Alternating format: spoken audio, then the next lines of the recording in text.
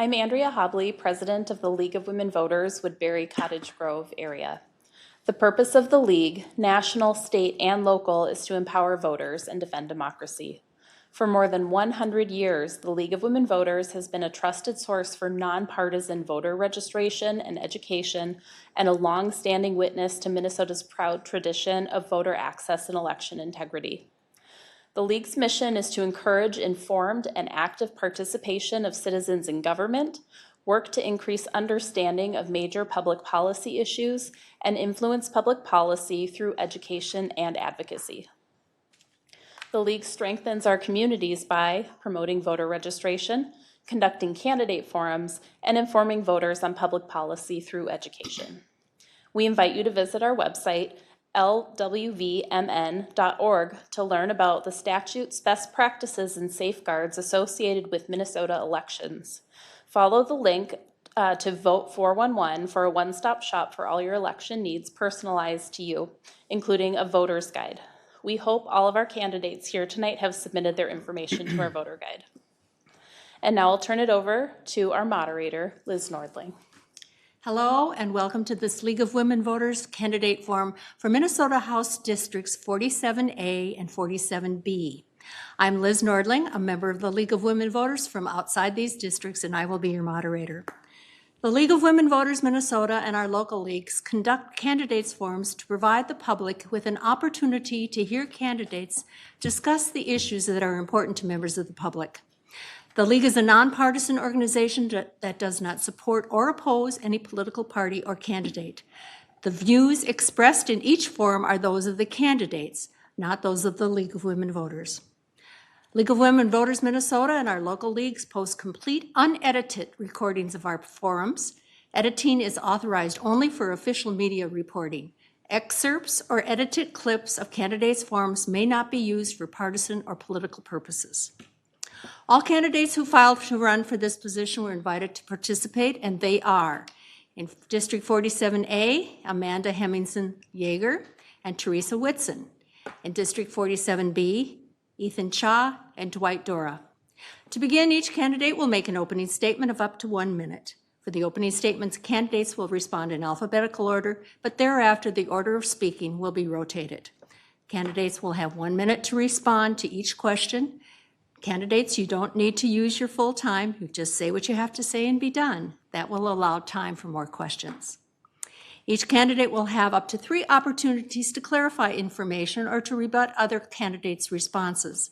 Each rebuttal is limited to 30 seconds, and a candidate may only use 1 rebuttal for each question. When the questions are finished, candidates will have 1 minute for their closing statement. Questions were received in advance from the public and reviewed by a committee of League members. We will not use questions that are unclear, hostile, or of a personal nature. We may consolidate questions that fall in the same general topic area. All questions submitted are the property of the League of Women Voters. We will now start with our opening statements, and we will begin with Amanda Hemmingsen-Jaeger. Thank you. My name is Amanda Hemmingsen-Jaeger, and I'm your current state representative for District 47A, and I'm running for re-election this November. I'd like to thank the League of Women Voters for hosting this forum, moderator Liz Nordling, and everyone watching online. I've been honored to represent this community for the past 2 years, including South Maplewood and Woodbury. I've been especially honored because of the historic session we just had. We passed important policies like paid family medical leave so people can take time from work to care for themselves and their loved ones, free breakfast and lunch for the school kids so they can focus on learning, and taking real action to address climate change so we can protect our planet for the future. I'd like to continue to use my education in sciences and policy, coupled with my legislative experience, to continue to advocate for the people of 47A. Thank you. Now with your opening statement is Teresa Whitson. Good evening. My name is Teresa Whitson, and this forum is an excellent opportunity for you to make an informed choice for the next Minnesota State Representative. The result of that choice is going to make a difference in your life, your freedoms, your pocketbook, and your children's futures.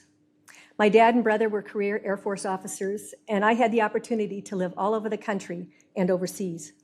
My youngest son went to the Air Force Academy and continues today as an Air Force officer. Service is a vital life value for me. I've been a head election judge for 35 years. I was active in the county, the community, the schools, the church in Red Wing, where we moved before we moved to, in Red Wing, where we lived before we moved to Woodbury in 2019. I have no regrets. I love it here. The state government should be prudent about public policy because it is the foundation to safety, health, and smooth function of our communities. Thank you. Now with his opening statement is Ethan Shaw. Well, hello everyone. My name is Representative Ethan Shaw from 47B. I'm your current state legislator, and thank you to the League of Women's Voters for having me here tonight. First and foremost, I want to thank the voters for the privilege to have served in the legislative session for the last 2 years. My work and my assignment to the 4 committees that I serve on, which include agriculture, commerce, legacy, and housing, and also my commission to the retirement and pensions for the state of Minnesota, has been one that has been humbling, but has been very effective. And I hope to have a good conversation tonight so that all of you can get to know me better. Thank you. Thank you. Now with his opening statement is Dwight Dorau. Thank you. Hello, my name is Dwight Dorau, and I'm a candidate for House District 47B in Woodbury. I'm a husband, a father, a retired Air Force veteran, and I'm currently an inner-city school teacher. I'm running for this office to restore some moderation back to our government and to our state. In the past 2 years, the Democrats have allowed no bipartisanship with their trifecta, and we all know that Minnesota operates best when we have robust debate and clear checks and balances. I'm also running to bring some bold new ideas and actions to the legislature. Please go to votefordwight.com and see some of the ideas and actions that we can work with together in my contract with Minnesota. I promise that I'll get these done, and I will work with all members of the legislature, not just those in one party. I'd like to thank the League for this forum tonight, and let's get on with it. Thank you. We'll now begin with questions, and the question will first go to you, Dwight. If elected, you will be representing your community in the House of Representatives. How will you balance the needs of your constituents with those outside of your district? And what local concerns will you keep in mind? Okay, thank you so much for that. I'm going to go in reverse order, and I'm going to talk about the important thing to the Woodbury local community that may be quite a bit different than some of the other areas in Minnesota is water. We have our forever chemicals in our system here, and we need to ensure and pull out all the stops to make sure that our water is good and safe, because without that, that's a very basic staple to human life. So I fully support all water initiatives. Others sitting up here today did not follow through with some water initiative bonding issues for Woodbury. So a water tower initiative, for example, was not pulled through. So that's something I will advocate for. Other items, taxes, energy, I have a lot of these things I want to talk about tonight. These apply to everybody in the whole state writ large, and I look forward to discussing some more of those. Thank you. The question now goes to Ethan Shaw. Can you ask the question again? I will. If elected, you will be representing your community in the House of Representatives. How will you balance the needs of your constituents with those outside of your district? And what local concerns will you keep in mind? My first priority is to my constituents in 47B. Will always be my first priority. But on top of that, how do I balance? Well, here's the thing. Woodbury is a suburb of the Metro Twin Cities. And as a state legislator, I have to balance the legislation that comes from the Metro Twin Cities and also for my colleagues and Minnesotans in greater Minnesota. I often say that as a legislator in Woodbury, I am the peanut butter and jelly between the two slices of bread. For the legislation that I pass and that I support affects not just my constituents, but all Minnesotans. Thank you. The question now goes to Amanda Hemmingsen-Jaeger. Thank you. So I feel the responsibility as a representative is to first represent your constituents, the people of your community. I've enjoyed really representing the people of South Maplewood and Woodbury for these past 2 years, and I've found that the issues that are important to us include the environment, climate change, and health. And I've been fortunate enough to also serve on some of those committees to make sure that I can put Woodburyans and South Maplewood people at the front of that. I've also found it very exciting to get constituents and people in the community involved in the legislative making process, including bills that have been ideas from constituents, from supportive arts therapy in prisons, to advocating for Central Park, to working with the Woodbury Police Department on cryptocurrency kiosks, disclosures, and regulations. So I look forward to continuing that work and continuing to get everybody involved. Thank you. The question now goes to Teresa Whitson. You know, while I'm just running in one district, obviously everything that the legislature does can affect the whole state, and especially energy costs. When we have this moratorium to shut down nuclear and handcuff us to solar and wind that are not reliable, they're expensive, they need a lot of subsidies, they fail at the worst possible moments. Minnesota has 9.8 corporate taxes. It's one of the highest, if not the highest, in the country. It taxes Social Security. There's only 9 states that tax Social Security, and Minnesota does. And it's one of the top 15 states for sales tax. So all those taxes add up to your pocketbook. It adds up for food. And also there's an item of safety. We're 1,000 police short in this state, and something needs to be done about that. Thank you. We'll go on to the next question. It goes to Teresa first. The economy is front and center in many people's minds. What strategies would you recommend to address the impact of inflation on Minnesotans? And in the next biennium, what do you believe should be Minnesota's spending priorities? What should the state do with any surplus, and how should the state resolve a budget deficit? Mm-hmm. Minnesota is just renowned for spending money. Anything that sounds like a shiny thing that they want approval for, the legislators tend to just pour money into it. I already mentioned all those tax items. They tax every opportunity. I think agriculture needs more support. I don't have any farms in this district, 47A, but everybody eats 3 times a day. Everybody goes to the grocery store. And if we had better support for our farmers, less heavy regulations, less red tape, less oversight in some areas where city people think they can micromanage farms and agriculture. Thank you. The question now goes to Amanda. Thank you. I believe that our budget and our spending priorities are a reflection of our values. And when I look at how we want to spend money, I think about the values that my community cares about. And I believe in investing in areas that need state investment. So one example is this past 2 years, we invested a lot in areas that have been neglected in spending for more than 10 years. And the first thing that comes to my mind is education. If we want a strong workforce, and we need professional people and highly educated people, that's why the businesses are coming to Minnesota, and that's why they're staying here. And after the 2023 session, my understanding was Minnesota was one of the lowest inflation states in the country. And that is because of our spending priorities, reflecting our values, and investing in the people of Minnesota. Thank you. The question now goes to Dwight Dorau. Thank you so much. So you mentioned inflation right up front, and there's nothing that any of us at this table can do with inflation. But what we can do is we can help out those people who need it the most.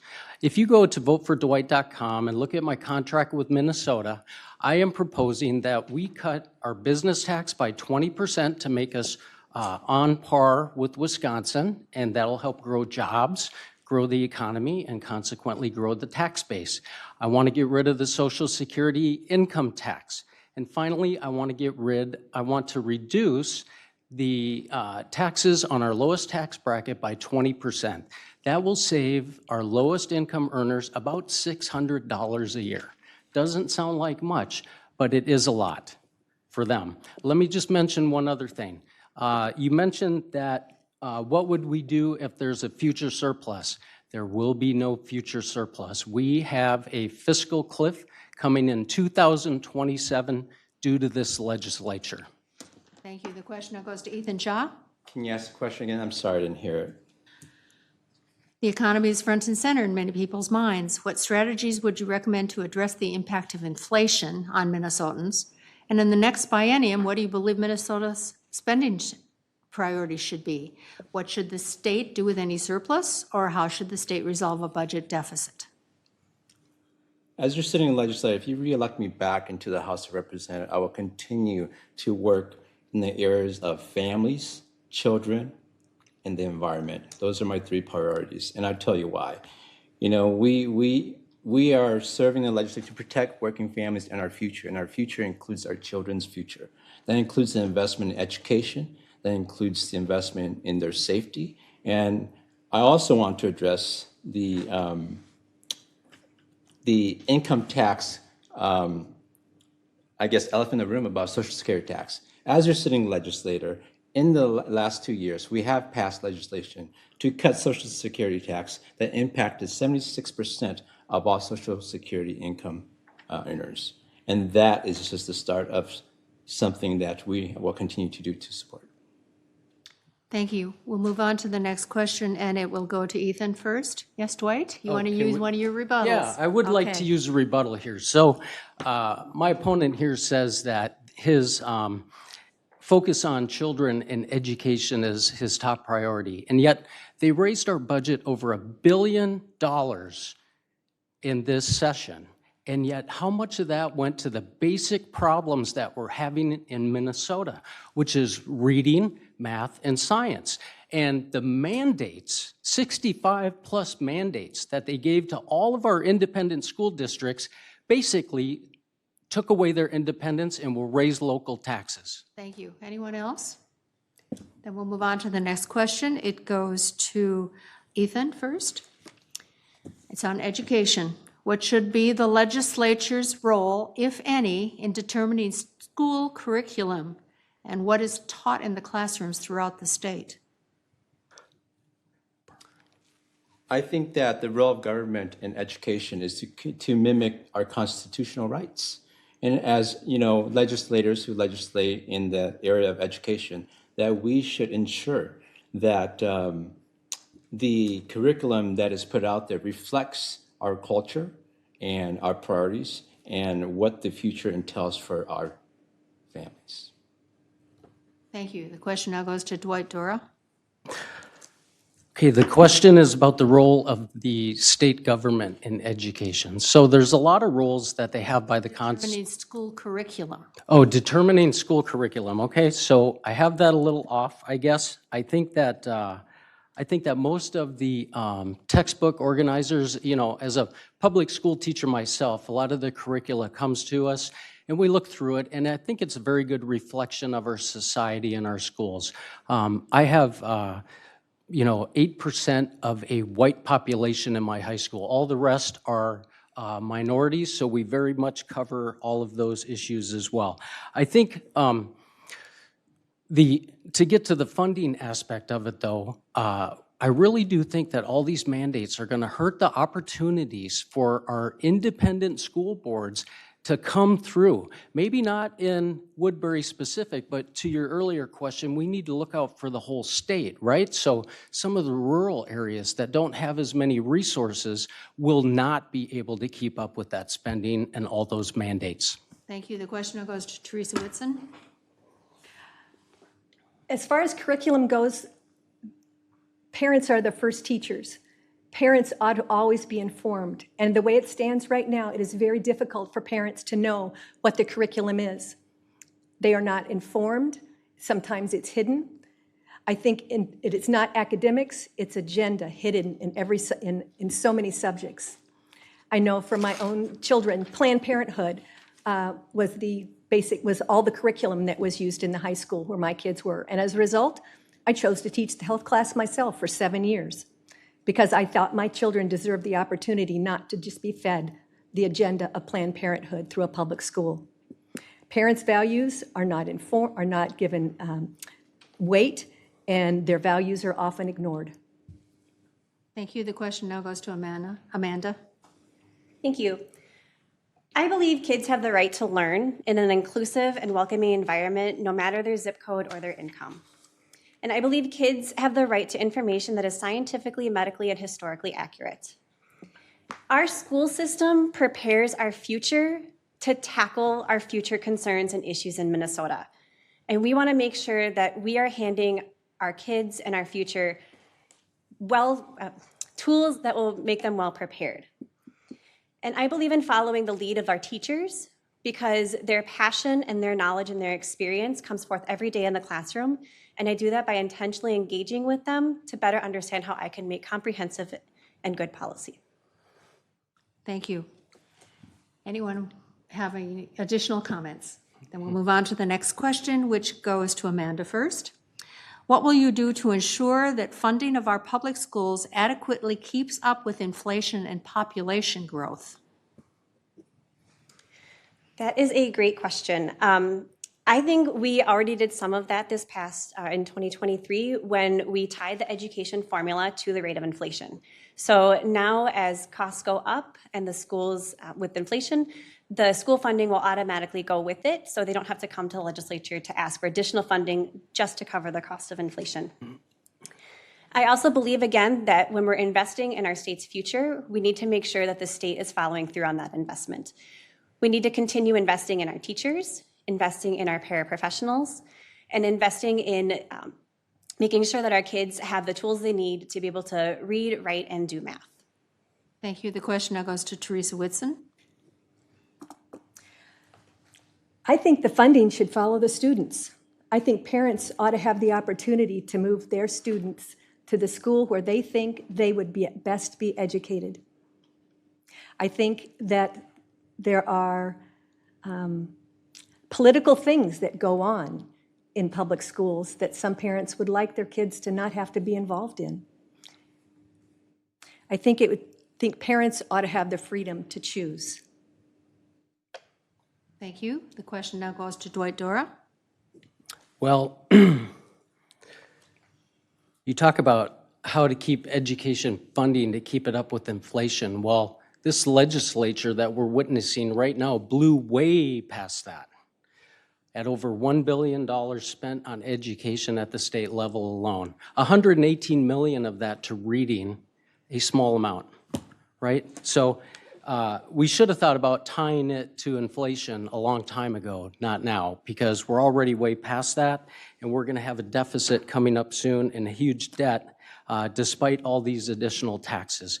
The people I fear the most about are the people at the local school boards, the independent school districts, where they get mandates from the state legislature to do certain things, but then they don't get the money. So what happens is the local real estate taxes have to go up. And we're talking about small towns, we're talking about inner city areas where times can be very tough. Thank you. The question now goes to Ethan Shaw. As your sitting legislator in the last two sessions, we have allocated $6 billion to the education system. Not only that, but we have also addressed the general education funding formula to compensate for those inflation. Now, the investment that we have made and we continue to make is going to impact preschools, teachers, getting mental health counselors, and so much more. And so as your legislator, I will continue to support funding for our education and for our teachers and for our children. Thank you. Yes, with an additional comment is Teresa. Yes, I just want to add that the really sad thing is that half of Minnesota students don't read at grade level. So regardless of all the talk about all the money that gets spent here, there, and everywhere, the actual work of educating our children is not being done adequately. Thank you. Does anyone else have a comment? Yes, Ethan. When we address the education system and we are saying that we are not doing enough and that our educators are not doing enough to educate our children, that's a false statement. It is our teachers that I, as a pension commissioner on the state pension retirement, that we continue to support teachers in every which way possible because they are the conduit to continue to educate our children. And so I totally support teachers and what they do, and I will continue to support teachers. Thank you. Anyone else? We'll move on to the next question, and it goes first to Ethan. It's on healthcare. Given the U.S. Supreme Court Dobbs decision overturning Roe v. Wade, state legislatures are enacting new laws regarding women's reproductive health issues, including access to care and birth control. What measures, if any, do you think the Minnesota legislature should enact regarding women's reproductive health and abortion? As your sitting legislator, women's reproductive access and protection is my priority. It is one of 3 priorities as your legislator. And I am not saying what I'm going to do, but I am going to tell you about what we have done. We'll continue to protect abortion access, women's reproductive rights to health care access in the state of Minnesota, and we will continue to champion, and I will continue to champion the ERA until it becomes a constitutional amendment. Thank you. Question now goes to Dwight Dorau. Yes, so the question is what actions should Minnesota legislatures take to, with regard to healthcare, with regard to abortion? And I got to tell you, I've never seen any legislature act so extreme as the one that we just saw with regard to abortion. And you really, allowing abortions up to the 9th month for any reason. That is not an ideal that Minnesotans ascribe to. And most Minnesotans are disgusted by that, and a very high percentage do not agree with 3rd-term abortions. And let me tell you something, they remove protections for women.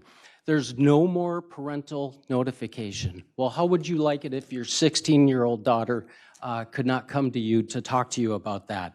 They removed a 24-hour waiting period in case a woman was being pressured by a bully boyfriend or husband to get an abortion against her will. She couldn't get some time off to talk to somebody else. And I think we need to focus more on adoption. Thank you. Question now goes to Amanda. Thank you. I was proud to be a co-author on many of the women's reproductive health bills that came through the Minnesota legislature, and I will continue to support and co-author those initiatives. A woman's reproductive health care decisions should be made between her and her practitioner, her provider, her doctor, using medically and scientifically accurate information. She knows herself best, and she should be able to make that decision. I feel we need to respect a woman's decision. We need to have empathy. Imagine you are carrying a child and you have had the most devastating news that that baby is not viable and you could die. We need to have empathy in women's decision making, and it is not my place as a politician to be in that exam room deciding how you should make those medical decisions. Thank you. The question now goes to Teresa Whitson. Around this country, there's 1 million abortions a year. And in Minnesota, there's only a single digit of those percentage of those abortions in Minnesota that are for any significant reason, like the health of the mother or a devastating condition for the baby. Most of them are convenience. And I think women should have choices, lots of choices. They should have options for support during pregnancy, funding support for support centers, access to affordable contraception, education on avoiding. You know, if a humane society that took a cat or a dog and forced it to abort their kittens and puppies and chopped them up, that's what we're doing, except it's to babies. We're forcing abortions and we're killing babies under the veil of skin, and that is not our human value. Thank you. Does anyone have any additional comments? Then we'll move on to the next question, and it goes to Teresa first, and it's on mental health, something we don't talk about enough. What can the legislature do to improve and enhance resources for mental health care? That's a really broad topic because mental health covers so many aspects. There's results from life trauma from children. There's so many reasons that people have mental health issues, that some are temporary and some are long-term, and we need to be able to differentiate those, and the funding should be different because it's going to be long-term or short-term. There are other things other than state care. There are advocates in churches, and there's advocates in other compassion organizations that could be tied in with the state policies and state opportunities. Thank you. The question now goes to Amanda. Thank you. I think our response to mental health issues in the state have been are an example of our lack of investment. This is a lack of investment in our healthcare system. And it's going to take time and significant investment, significant dollars, to make sure we can catch up. Too many people have fallen through the cracks. Too many people are still falling through the cracks. And we need to make sure we are meeting people where they are to get the mental health care that they need. I'm really proud of the way that we've integrated some mental health care into schools. And I think we need to continue to do that. And I think we need to continue to look at how our insurance is covering mental health care. This includes private insurance, Medicaid, and other medical plans. Thank you. The question now goes to Ethan. Yes, as your state legislator, part of the $6 billion that went into education funding went to hire more mental health counselors for our students and for our children. On top of that, I currently am carrying legislation to address the impacts of climate change to mental health for Minnesotan. That is a bill I'm chief authoring, and is a bill that I'm passionate about, and I think that is very, very instrumental to the future and the health of our children and families in the state of Minnesota. Thank you. The question now goes to Dwight. Yeah, so as a veteran, in the military, we've seen many instances of PTSD and other variable mental health problems. I do feel like Minnesota does a pretty good job overall with mental health. We do have issues in our school.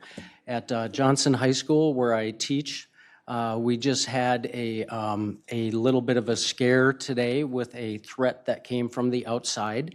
And some students just get naturally very anxious with that. Even though there was no threat to our school, it appeared there could be one. So I think we need to continue to spend adequate amounts on that, but absolutely not $6 billion more on an education bill that when our original budget was $50 billion. Just think of how much money that is. There's many other ways. Personal interaction with teachers, a little bit of training, yes, some additional mental health professionals for sure. Thank you. Anyone have, yes, Ethan, with an additional comment. As your state legislator, I'll continue to invest into our children and family, especially in education. I also want to share my experience in the last 2 years where my family member has had to be hospitalized for a mental health issue. On top of that, 6 days ago, my niece committed suicide in her home. And so these mental issues and the mental health that we have in Minnesota is there, and we need to address it, and it would be always a priority in my campaign and in my office. Thank you. Anyone else with a comment? We'll move on to the next question, and it goes to Dwight first. It's on public safety. Many are concerned with gun violence in our communities. What legislation, if any, would you support to meet the need for safe communities? Okay, this hits home to me because some of you may remember I ran for the Senate last time around, and the whole reason I got involved was because of violence against a close family member of mine. So it's very important to me. What I've done is I've reached out to public safety individuals, Woodbury, police and public safety. I've talked to BCA people. I've talked to many different individuals, and I think we're meeting the need with community service officers. I think that is, when you tie together the problem of crime with mental health, the last topic, I think that's where that really helps out a lot. Another way that I'd like to address crime is to stiffen minimum sentencing. There's many police officers I'm aware of that don't even arrest certain people because they know that they're going to be returned to the community and repeat the same thing. And Ethan, I'd like to say I'm sorry about your niece. Thank you. The question now goes to Ethan. So gun violence, right? And so in our legislative session, we passed laws to make penalties harsher for straw buyers. We banned binary triggers. And as your state representative, I am endorsed by Moms Demand Action. And I will continue to fight to have better and safer and common sense gun laws for all Minnesotans. Thank you. The question now goes to Teresa. Would you repeat the question, please? Many are concerned with gun violence in our communities. What legislation, if any, would you support to meet the need for safe communities? First, recognizing that guns don't commit crime, criminals do.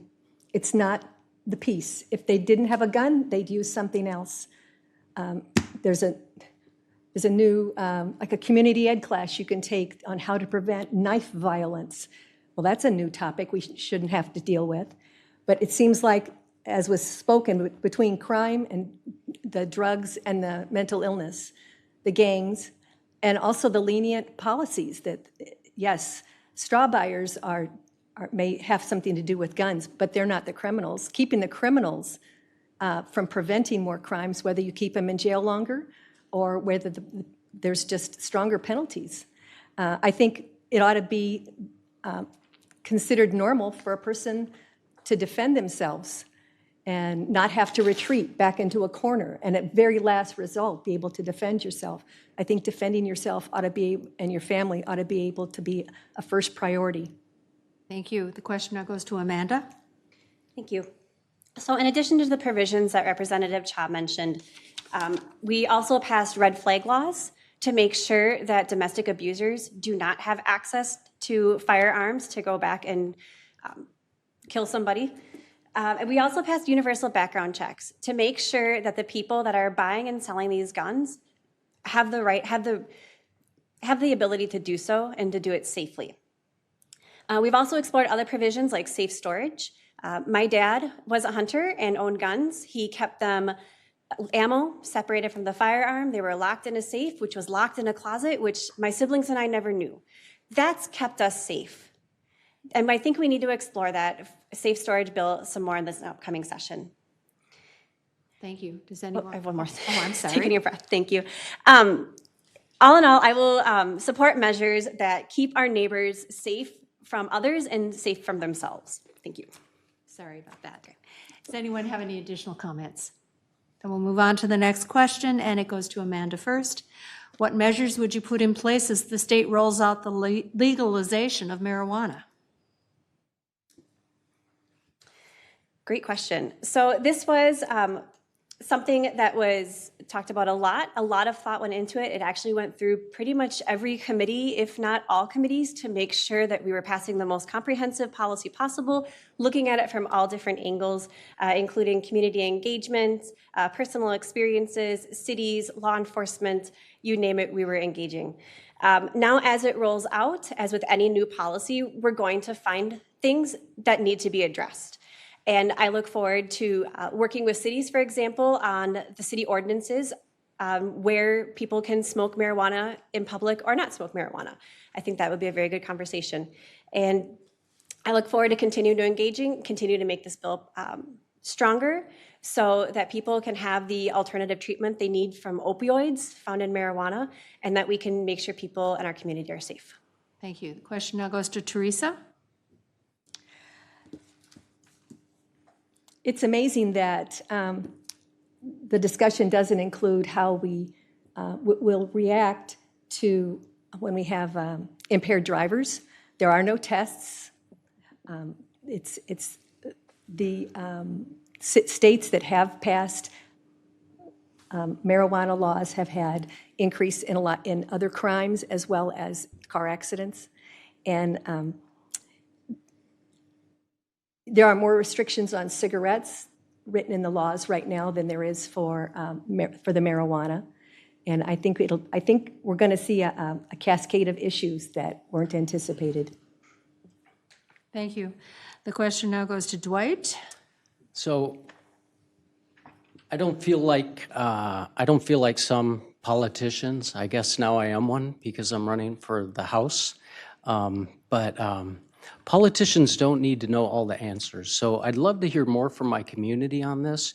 And the reason I'm conflicted a little bit is because I don't like any illegal drugs, or I guess now legal, but I don't like drugs, period, right? But with the fentanyl problem on the street, fentanyl poisoning is becoming such a heartbreaking problem for this country that, you know, this might be a spot where government oversight might be able to prevent some lives, might save some lives. So I look forward to representing Woodbury well. Please contact me at my website and let me know your thoughts on this topic. Thank you. Thank you. The question now goes to Ethan. First and foremost, I'm a public servant, not a politician. And as a serving legislator, I carry and chief author the banning of flavored tobacco products and vaping products in the state of Minnesota. And this coincides with the cannabis that we are now currently legislating, meaning that my priority is to protect our children, our families, our minors from illegally accessing cannabis and making sure that they are not in our middle schools. I'm not even saying high school, I'm saying middle school, because vaping products are currently in our middle schools. Thank you. Does anyone have any additional comments? And we'll move on to the next question. It goes to Teresa first. What do you plan to do to support safe air, water, and soil for our communities? You know, for the farmers, for the ag industry, soil is their gold. And I know they're often accused of polluting the water and not being careful with their pesticides, but that is their life. They are careful with it. And I know there's a lot of opportunities to always make things a little bit better. And as far as our air and our again, I want to go back to the advantages for nuclear power. If we had more nuclear power in Minnesota, there would be less need for any other kind of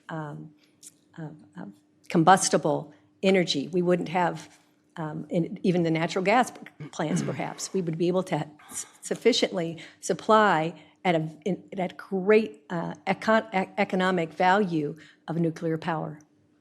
Thank you. The question now goes to Ethan. Yes, as your state legislator, we passed the initiative for clean energy by 2040. You know, we invested $233 million into solar initiatives for the state of Minnesota. But I'm going to talk a little bit about agriculture, as was mentioned. As a sitting member on the Agriculture Committee for the state of Minnesota, we have addressed and continue to look at nitrate issues in southern Minnesota. We continue to protect our clean water for our farmers.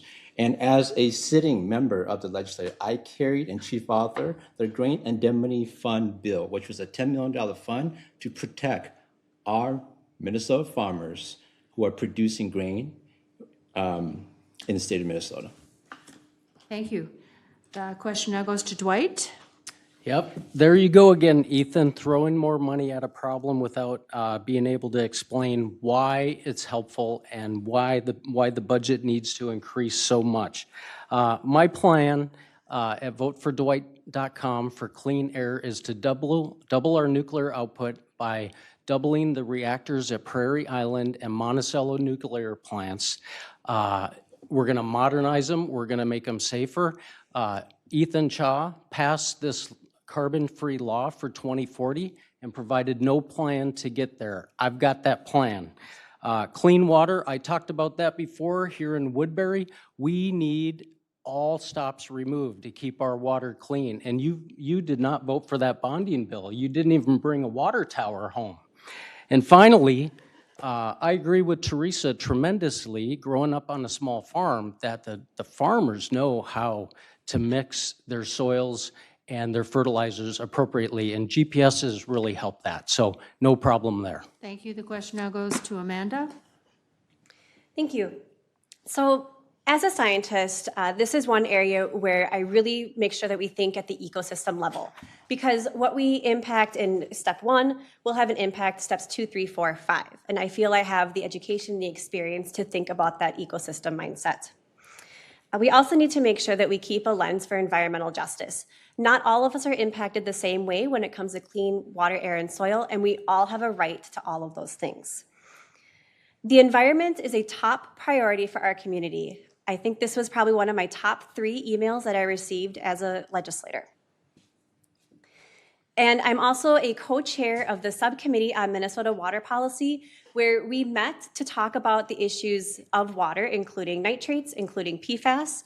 And while we're talking about PFAS, we passed a law called Amara's Law that banned 100 different substances containing PFAS to keep the water clean for you to drink. And when it comes to farming, we need to stop the corporate farming and focus on small businesses. Thank you. Does anyone have any additional comments? Yes, Ethan?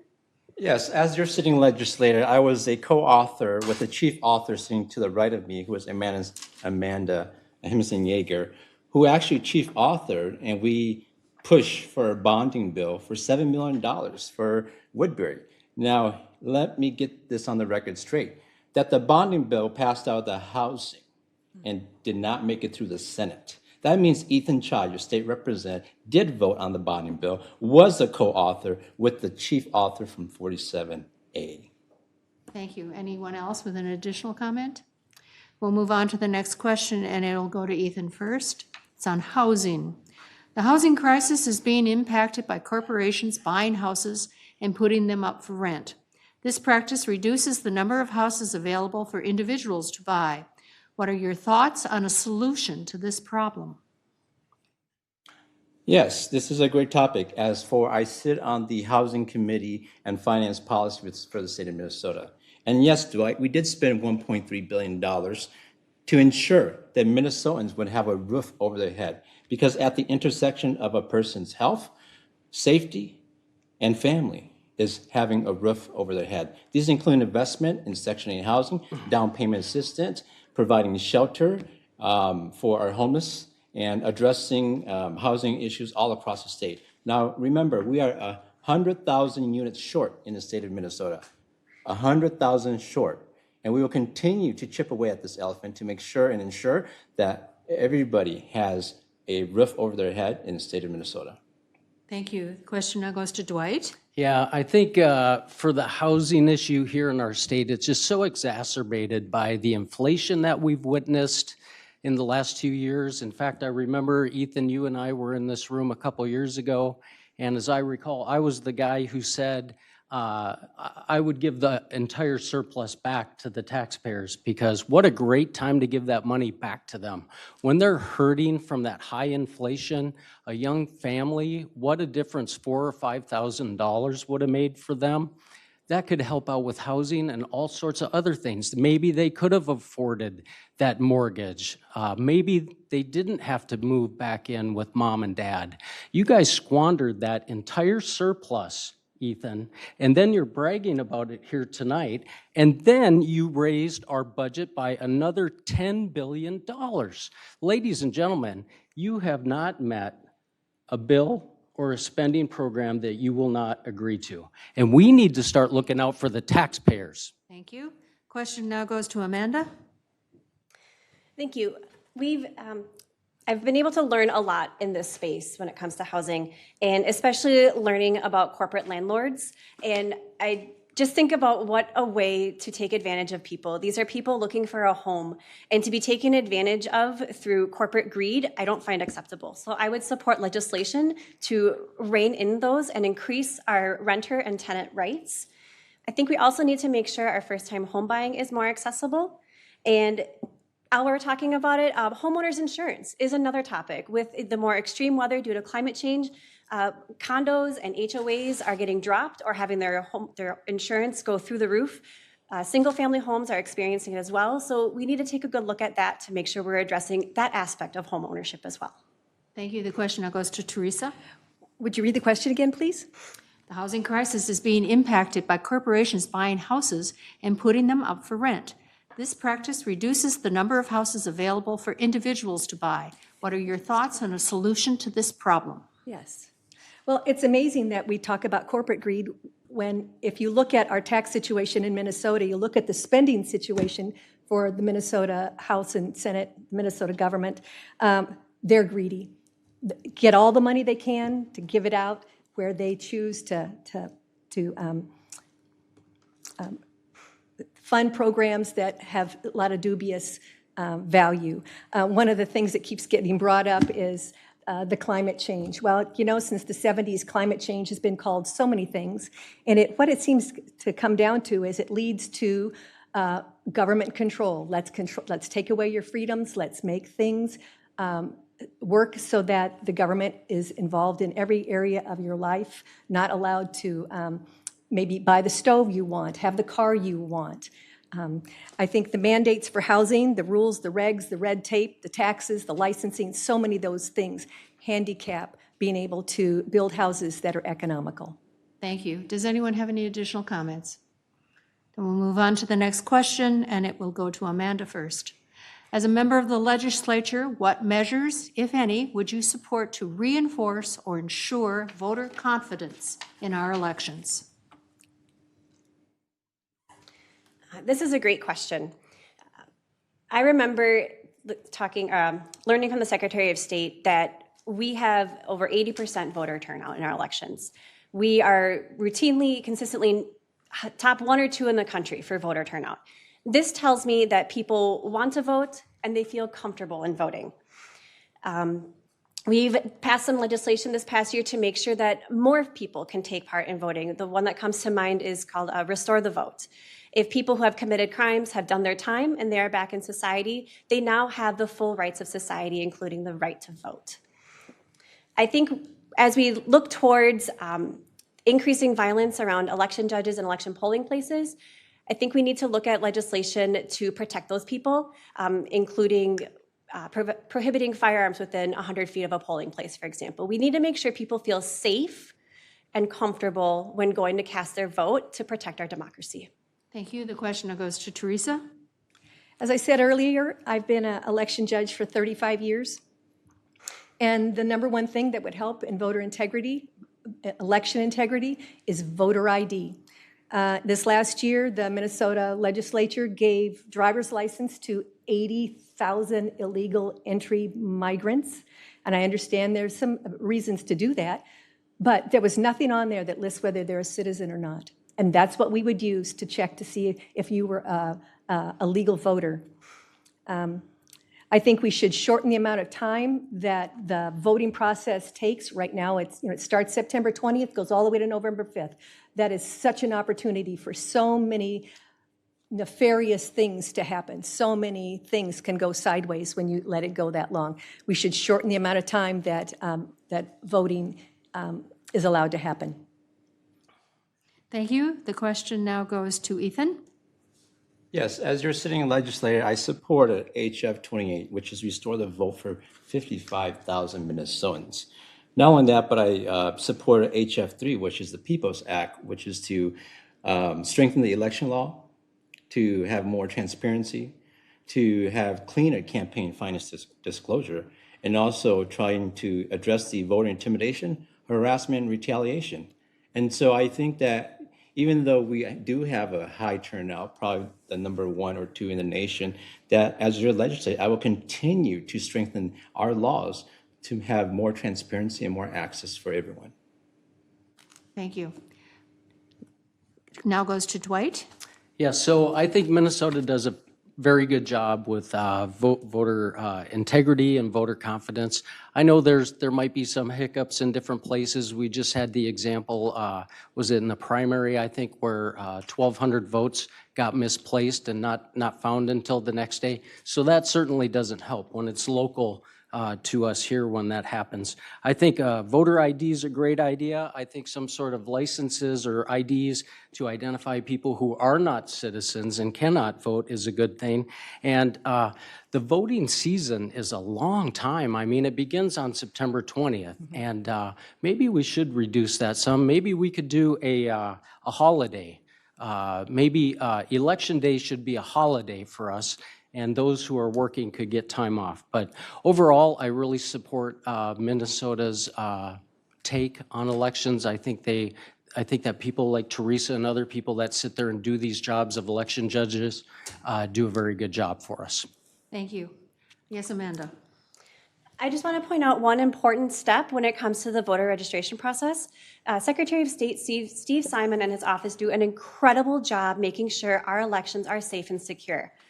Anybody who registers to vote has to get checked for citizenship through the Secretary of State. So just because someone has a standard credential does not mean they automatically get the right to vote. That must be checked with the Secretary of State's processes. Thank you. Anyone else? Yes, Teresa? The 80,000 driver's license that were issued is just an example of government unintended consequences because of poor forethought. There are so many programs that our legislators put forth that sound like a good idea to start with, but they're just to score political points. They're not to really to do the job of government, which should be number one, is safety for our country, for our state. Thank you. Anyone else?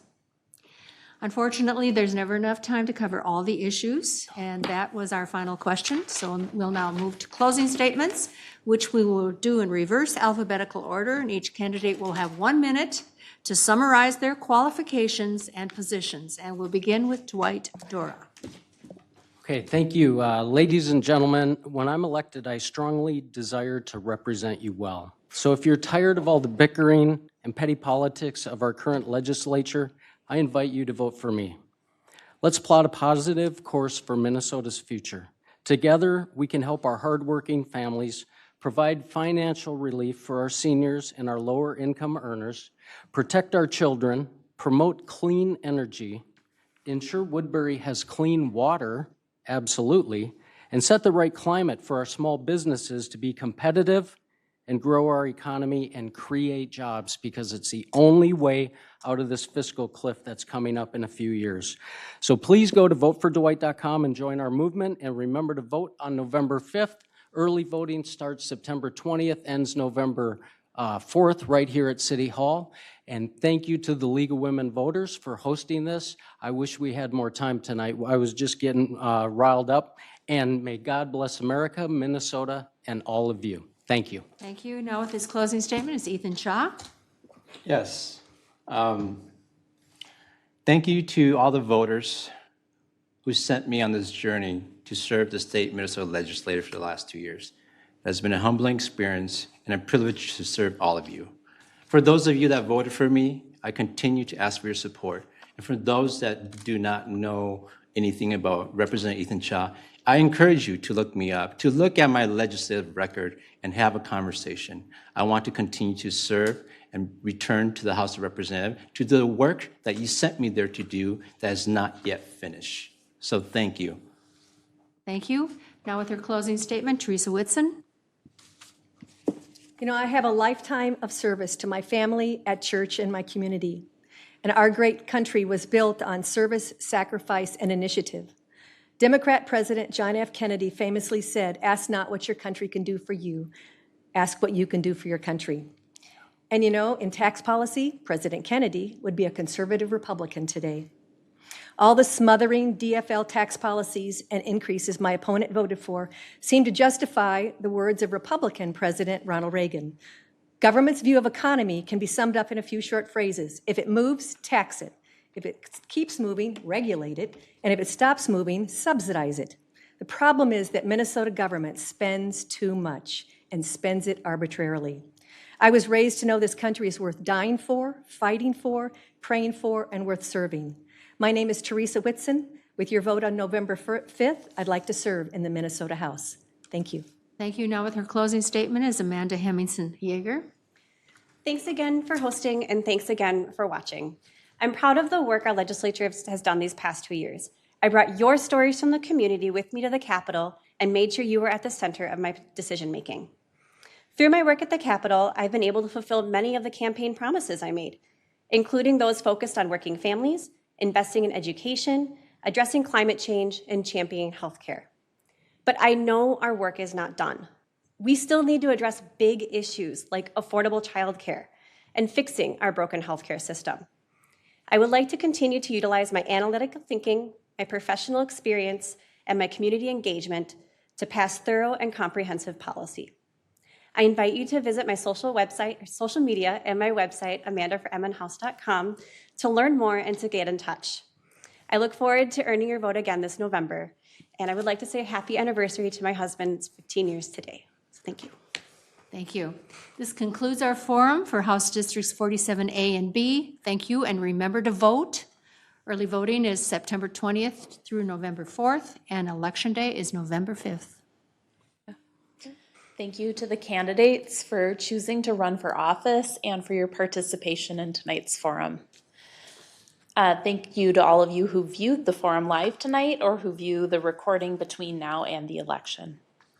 This is the third of 6 candidate forums that the League of Women Voters Woodbury Cottage Grove area is hosting this September.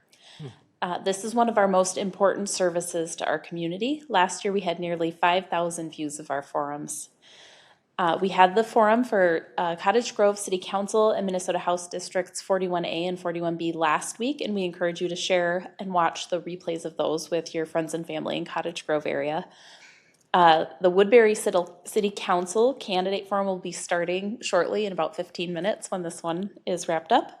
And then our final forums are next week. That's House District 53B and Newport City Council. Those are on Tuesday, September 17th, starting at 7 p.m. All of our forums are available to watch through the South Washington County Telecommunications Commission. You can find them on TV and online. They will be broadcast live and then periodically replayed, and that's Comcast Channel 18 or HD Channel 859. Otherwise, you can find them at any time through swctc.org and their YouTube channel. If you have questions for our upcoming forums, we encourage submitting those in advance at our website, lwvwcg.org. Please make every effort to become informed about the candidates running for the offices on this year's ballot. And most importantly, get out and vote. We will now take a brief break before the second candidate forum this evening. Thank you.